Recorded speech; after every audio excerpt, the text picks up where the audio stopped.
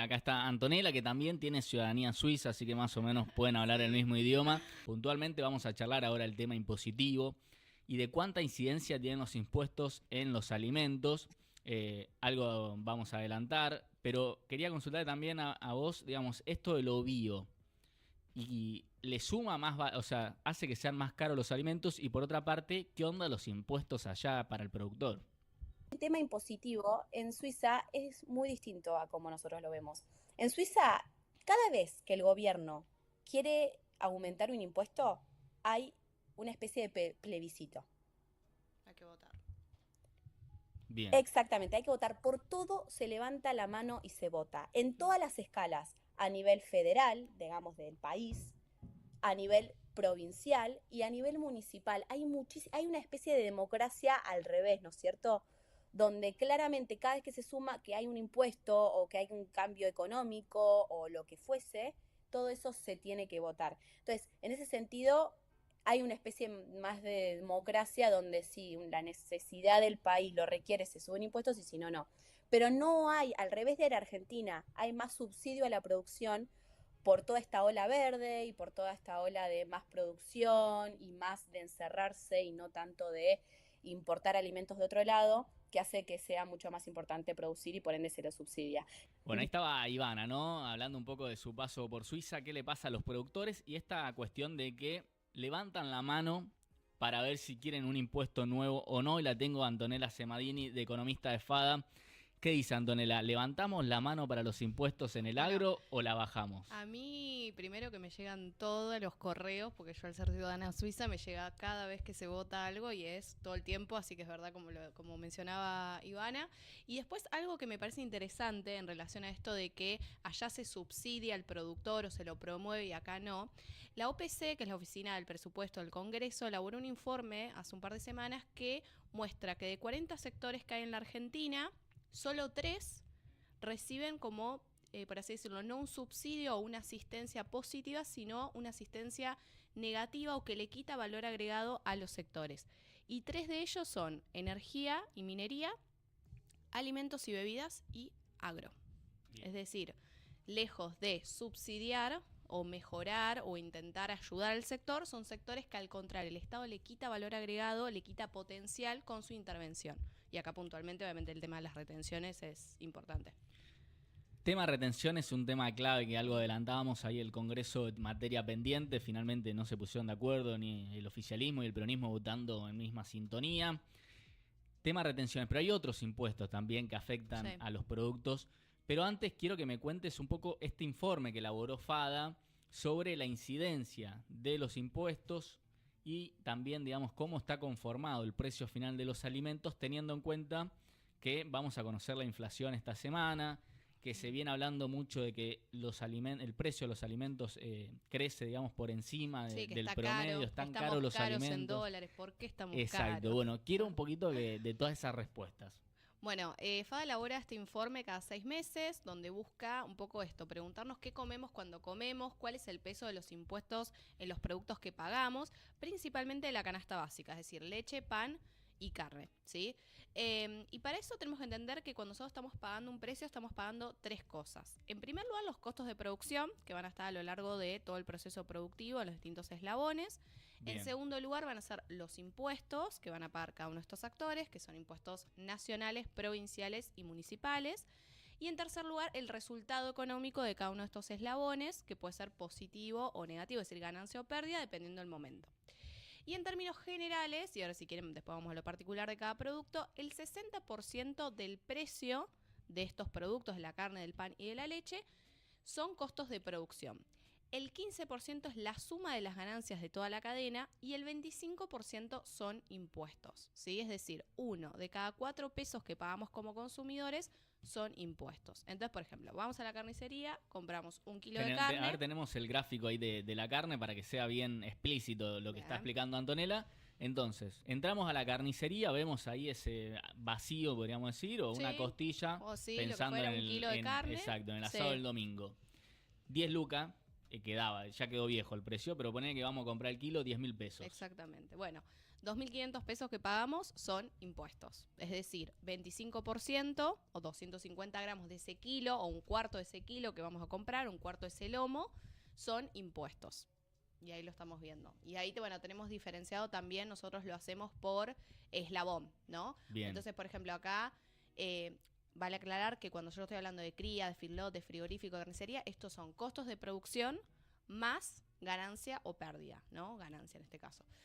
Y aparte, calculamos los impuestos como un eslabón más, porque la realidad es que es tan alto la participación de, a mí me gusta llamarlo este estado vago, porque, bueno, lo calculamos aparte. Entonces tenemos la cría, que es un 28%, el feedlot, que es un 24%, el frigorífico, que es un 2%, la carnicería, que es un 21%, y los impuestos, que es el 25%. Acá pensemos que siempre en los tres productos se da que la carga impositiva es mayor a la suma de las ganancias de toda la cadena. Es decir, el Estado no invierte, no arriesga, no se levanta todos los días a trabajar, no participa ni en el tambo, ni en el frigorífico, ni en la cría, ni en ninguno de estos eslabones, y sin embargo se lleva el 25% del precio final de cada uno de estos bienes de la canasta básica.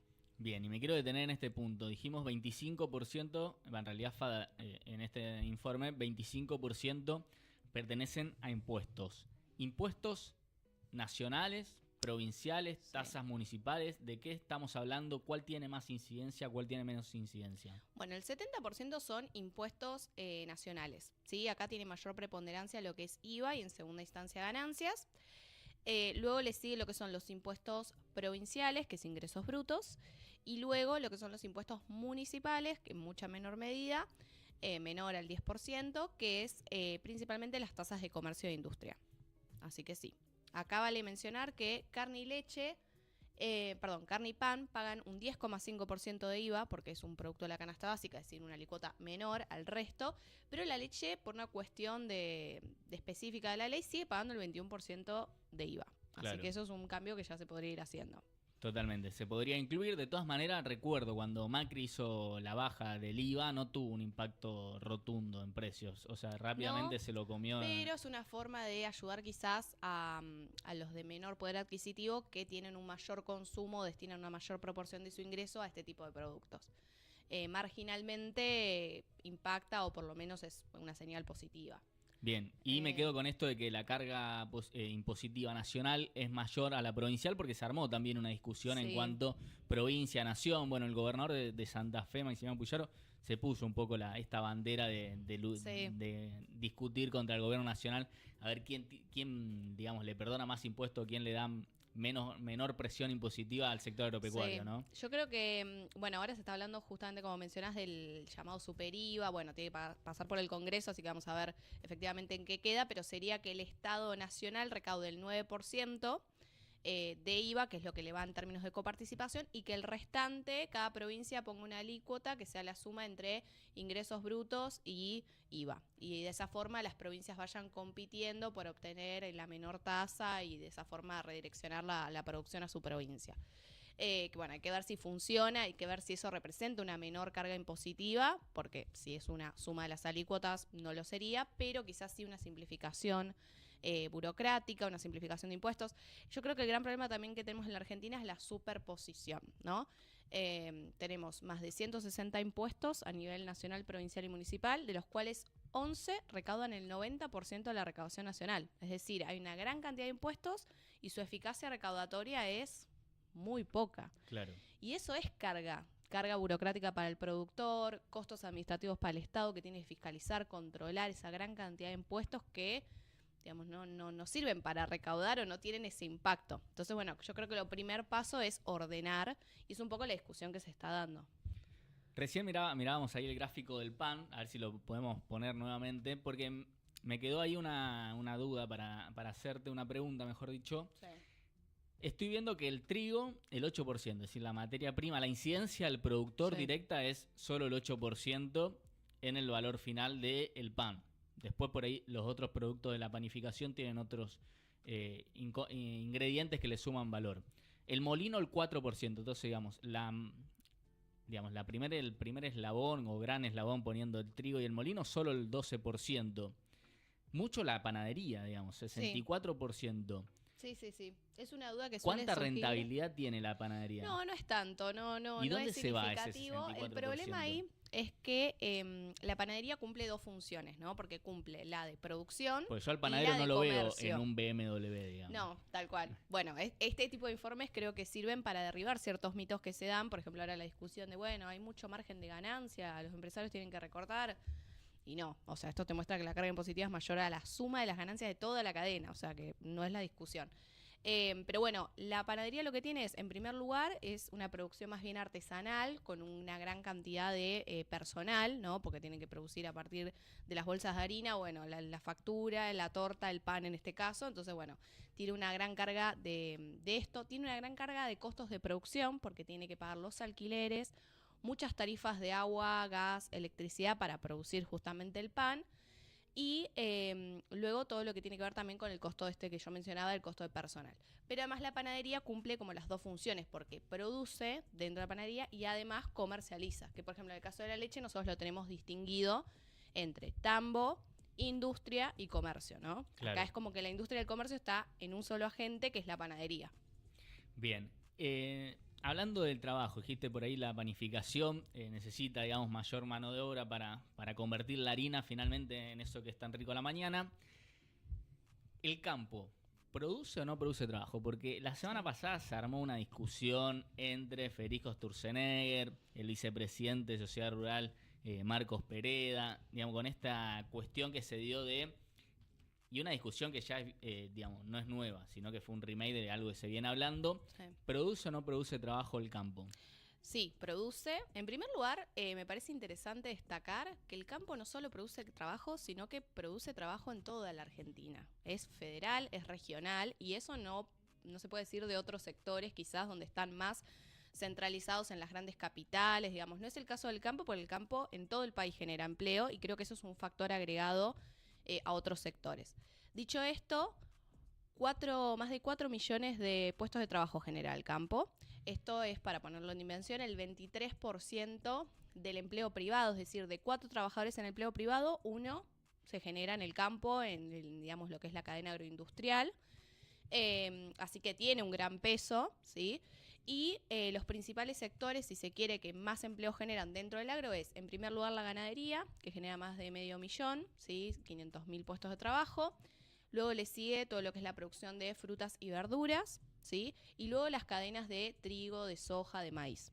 Pero sí, tanto en el eslabón primario como en la comercialización, en la industrialización, en todos los servicios anexos que necesita el agro para funcionar. Uno a veces piensa que el agro es simplemente la siembra y la cosecha, y en realidad, digamos, es todo un eslabones que se van sumando y que van agregándole valor agregado para llegar desde el campo al pan que llega a tu mesa.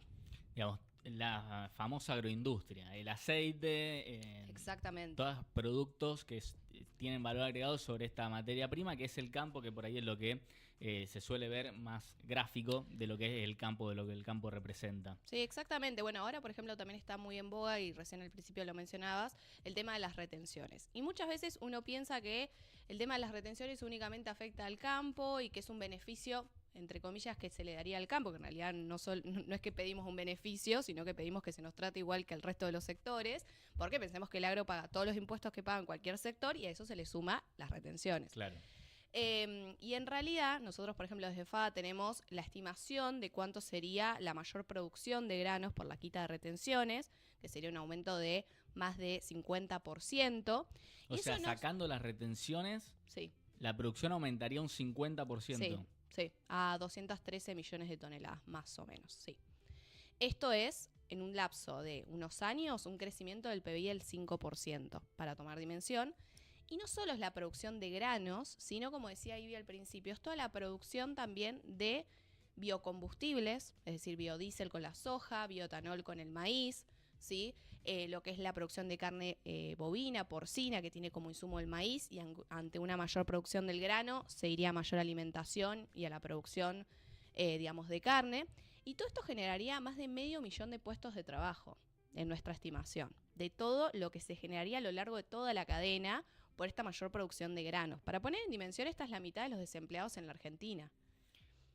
Bueno, estás dejando un titulazo, digamos. O sea, sacando retenciones, se emplearía la mitad de hoy los desocupados que hay en Argentina. Exactamente. Y hoy estamos hablando de relocalizar empleo público, digamos, y bueno, recortar el empleo público. Bueno, esa gente la tenés que redireccionar a alguna actividad.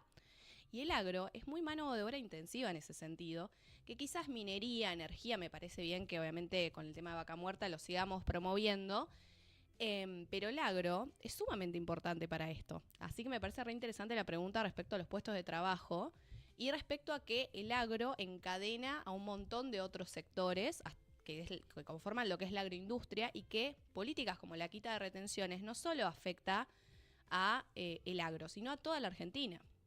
Bien. Y en cuanto a recaudación, digamos, ¿hicieron alguna estimación de cuántos, o sea, lo que bajando retenciones o eliminando retenciones, ahora no recuerdo bien el porcentaje del PBI, pero digamos, se pierde ahí un porcentaje del PBI, ¿cuánto sería lo que vuelve en aumentar el 50% de la producción? Y, bueno, más allá del empleo, digamos que súper positivo. Bueno, eso va a depender obviamente de la baja, si esta baja es gradual, si esta baja es en un shock, digamos, se baja de un día para el otro las retenciones, que no lo vemos por el tema del costo fiscal. Y otro punto ahí es que vos también tendrías una mayor recaudación vía otros impuestos ante la quita de retenciones, porque esa menor retención hace que produzcas más y en consecuencia cobres más impuestos de ganancias, de otros eslabones. Y otro punto a resaltar.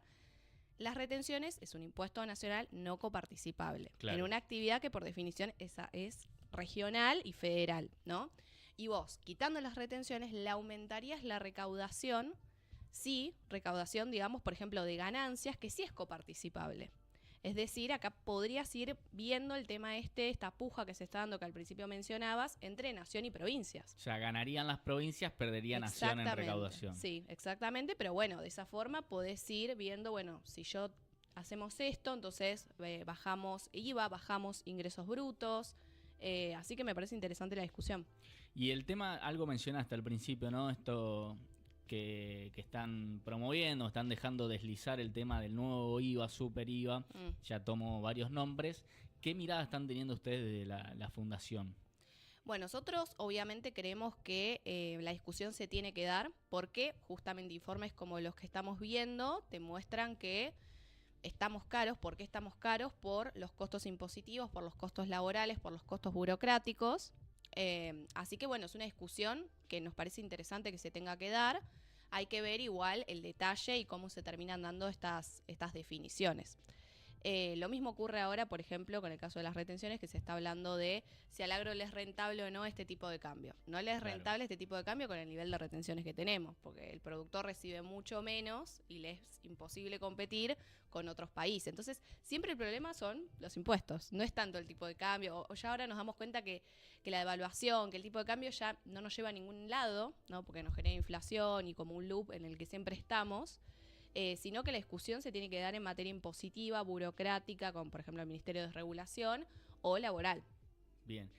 Y sé que la tienen en la relación con legisladores, con funcionarios, son, digamos, fuente de consulta, pero los ven en estas reuniones que suelen tener, los ven abiertos, digamos, a esta información que ustedes les dan. ¿Por qué no se termina concretando o plasmando después a la hora de levantar la mano en la Comisión de Agricultura, como el miércoles pasado, o en otras reuniones o sesiones del Congreso, donde finalmente no se terminan aprobando estos proyectos? Yo creo que en parte hay una gran, no quiero decir desinformación, pero sí ciertos mitos. Por ejemplo, esto que te menciono de que se cree que sacar las retenciones es algo que beneficiaría a un sector y no al resto de la economía. Entonces, bueno, desde FADA siempre estamos abiertos y vamos a dar charlas y hablamos con los legisladores para contarles, che, podría generar 500.000 de puestos de trabajo, che, podrías aumentar 50% la producción de granos, che, te aumentaría el PBI un 5 puntos en, no sé, un par de años. Y ahí es cuando levantan la oreja y dicen, pará, está bueno esto que nos estás contando. Y vamos sumando de a poco, legisladores que quieran, que les interese abocarse a estos temas de la agroindustria. Bien. Y la otra consulta es que siempre el tema de bajar las retenciones haría aumentar el precio de las materias primas, y eso se trasladaría a los alimentos. Bien. Como veíamos recién, quizás del 8% pasaría a ser un poco más. Sí. ¿cuál sería la ecuación final? ¿Gana o pierde el consumidor? Bueno, re interesante lo que mencionás, porque también durante muchos años se pregonó por esta idea de no podemos sacar las retenciones porque eso incrementaría obviamente el precio percibido por el productor y eso incrementaría producto de la canasta básica en un momento que Argentina tiene inflación y bueno, no puede ser.